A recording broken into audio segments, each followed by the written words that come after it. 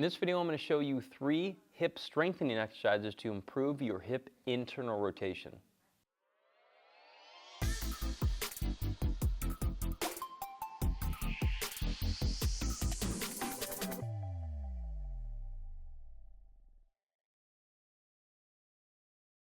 Hey everyone, I'm Sebastian at Performance Way Sports Care, part of locally world famous chiropractors in Costa Mesa, California.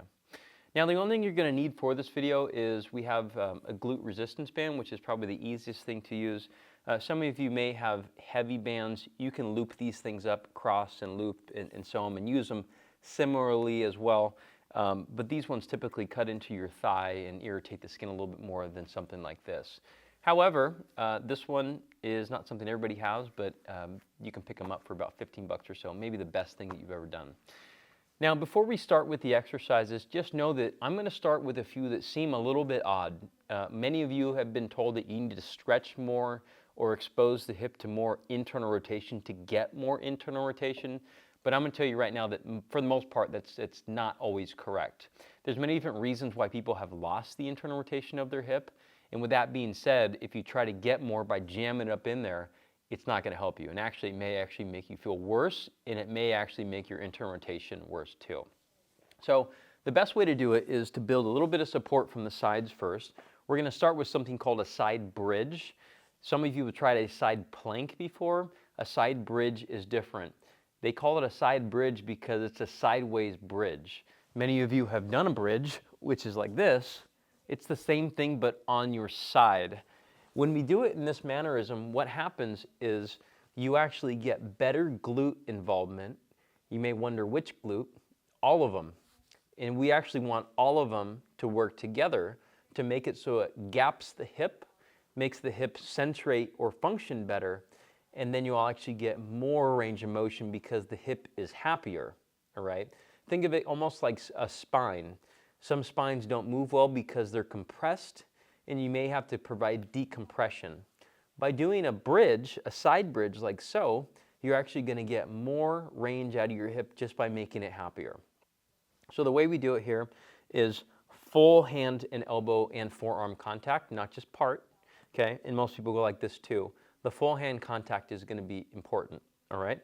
And so then we're going to take our knee in contact with the floor by hiding our feet from the camera. You guys probably can't see it because this thing's 2D, but I'm not straight. I'm actually bent up here. So I'm in a bent position, and I'm going to actually push my knee hard through the floor. I'm going to roll into it, push my knee hard into the floor in an attempt to straighten out. And then you sit back. So push the knee into the floor, hold for 5 to 10, and then sit back. Now, some of you will feel like this is super easy. In that case, we can do it a little bit more as a challenging version, and it's to change the cue, all right? Good coaching comes down to changing the cue appropriate to the situation. So when you're using a rehab exercise like this to get a certain response out of somebody, you have to change the cue sometimes. And so in this case, I want you to imagine that the floor can physically move. It's like a conveyor belt. I'm not going to try to get up. I'm going to try to push the floor hard that way. The harder I push, imagine this like a pole vault. If I push, the pole vault drives into the floor and I start to straighten out, okay? This one I feel a lot more into this region, which is helpful to making the pelvis happy, to making the hip happy, to making it so the internal rotation improves too. So side bridges, what you'll want to do in regards to volume is you go into the point where you feel challenged on the side. You should not feel it in the front. Should you do both sides? Certainly. All right, the body is one big unit, so that's the first part. Now once you got the hip nice and warmed up, or the flank nice and warmed up, you can use this glute band. The glute band is pretty simple. For most people, they don't have a problem with doing this well. Actually, I'll spin around the other way for you guys. Okay.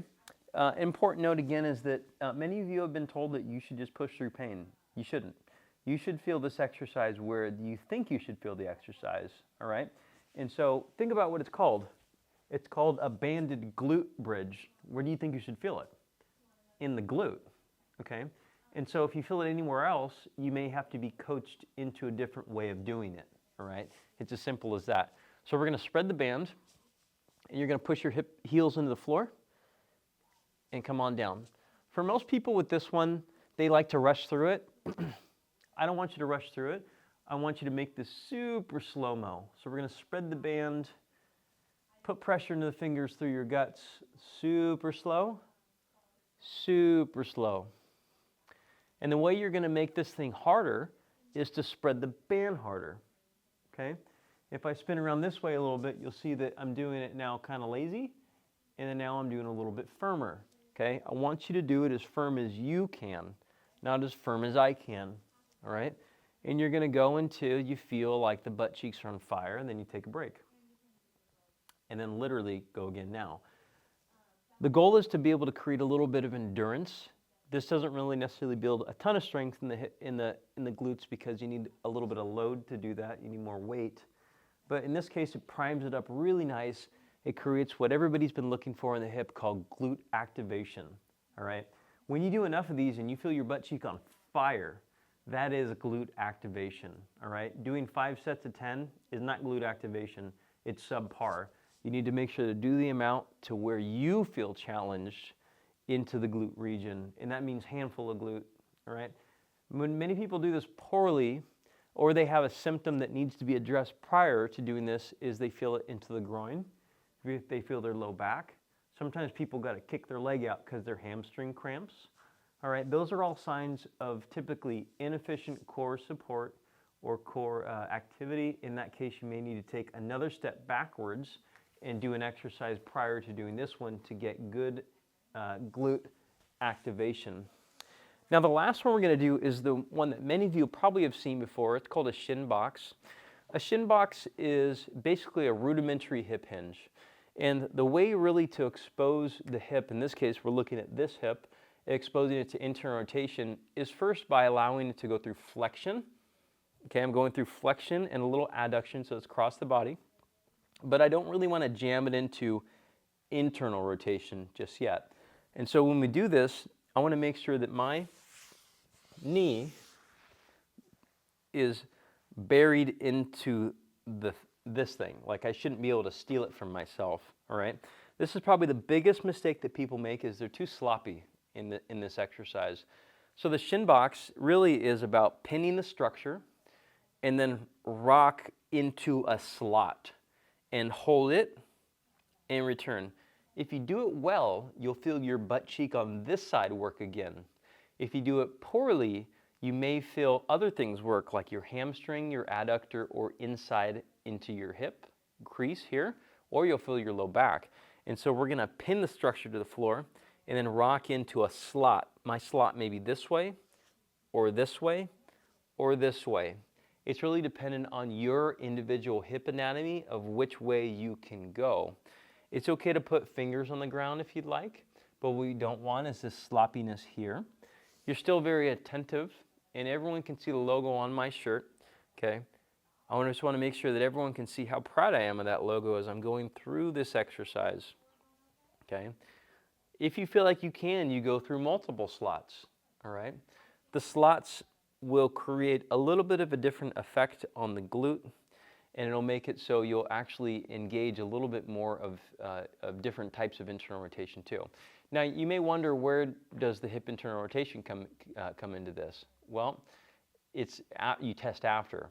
And so if you didn't already in the beginning, or if you didn't know an activity that bothered you, like say sitting like this, or doing a stretch across this way, or so on, is typically what we have people do is we intervene with an activity by building support elsewhere, okay? And normally when you do it well, you'll find an immediate reduction of symptoms, or you'll feel an immediate improvement in hip internal rotation that's actually measurable. Now if you didn't measure it before, you can go back and try it now and just go how you feel. Everyone will feel generally looser, or you'll feel like you can actually sit in this position or do this across the body position and actually feel much better. And so it's more of a subjective type of feel versus an objective, which is measuring. So this is the way we usually help people improve their hip internal rotation at Performance Place Sports Care. You may lose hip internal rotation with various different conditions, like hip impingement, either from cam or pincer. You may also lose it from a labral tear. There's many different types of labral tears. In that case, you may be surgical, you may be not. And hip arthritis, you may lose it from that as well. If you guys are looking for help, we'd love to help you. We have virtual and in-person services. We also have a webinar in the corner too, which covers different types of hip pathology and diagnosis that you should be aware of if you're being managed for this type of thing. Many of you have not heard of many of the things that we have on this webinar. And so take advantage of it. It is free, and we want you to learn everything you possibly can about your hip before you actually go the wrong direction in your care. So reach out. We'd love to help you. Subscribe to the channel. We'll see you next time.